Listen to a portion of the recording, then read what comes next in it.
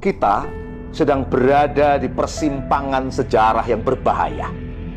Presiden Prabowo baru saja menandatangani bergabungnya Indonesia ke Board of Peace di Davos. Tapi tunggu dulu, benarkah ini untuk perdamaian? Atau justru jebakan maut senilai 16 triliun rupiah yang hanya akan menjadikan kita pelayan agenda global? Kenapa disebut jebakan? Pertama, lihat strukturnya. Donald Trump jadi chairman seumur hidup dengan hak veto mutlak. Suara Indonesia, suara negeri muslim lainnya, semua bisa mentah di tangan satu orang ini. Yang kedua, iuran keanggotaan 1 miliar US dollar atau 16 triliun rupiah. Bayangkan, uang sebanyak itu hanya untuk duduk di meja yang dikendalikan oleh mereka yang selama ini menyuplai senjata bagi penjajah Israel. Ini bukan diplomasi kemanusiaan, ini jebakan dengan kata diplomasi transaksional. Ingat rekam jejak Amerika Serikat?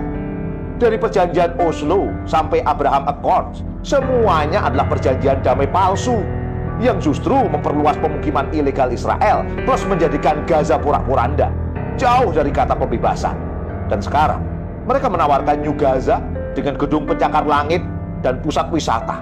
Saudara-saudaraku sekalian, ini adalah strategi penyuapan. Mereka ingin kita menukar hak kedaulatan dengan tumpukan semen dan beton. Mereka bicara rekonstruksi, tapi bungkam soal penjajahan. Dengar ini baik-baik. Kita jangan lagi bicara sekedar kemerdekaan tanda petik dalam bingkai two-state solution yang justru melegitimasi eksistensi penjajah. Kita harus bicara pembebasan total Palestina. Karena Palestina adalah tanah wakaf umat Islam. Haram hukumnya diserahkan sejengkal pun kepada agresor Zionis yang disupport oleh Amerika Serikat. Membebaskan Palestina artinya menghapuskan penjajahan dari akarnya, bukan sekedar membangun apartemen di atas penderitaan rakyat Gaza. Lalu apa solusinya? Bantuan kemanusiaan saja tidak cukup. Kita butuh transformasi kekuatan politik. Solusi hakiki adalah penyatuan kekuatan militer dan politik umat Islam dalam naungan khilafah Islamiyah. Hanya dengan persatuan inilah perintah jihad untuk mengusir penjajah bisa dijalankan secara sistematis.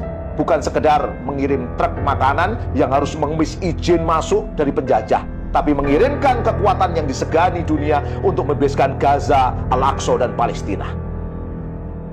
Jangan biarkan narasi damai membuat kita lupa pada penjajahan yang masih berlangsung. Indonesia harus tetap kritis dan harus keluar dari Board of Peace. Dan buat seluruh kekuatan umat, terus suarakan pembebasan total Palestina. Berjuang sampai kemenangan itu tiba. Share video ini jika kalian semua setuju Gaza dan Palestina harus bebas total, bukan dengan Board of Peace.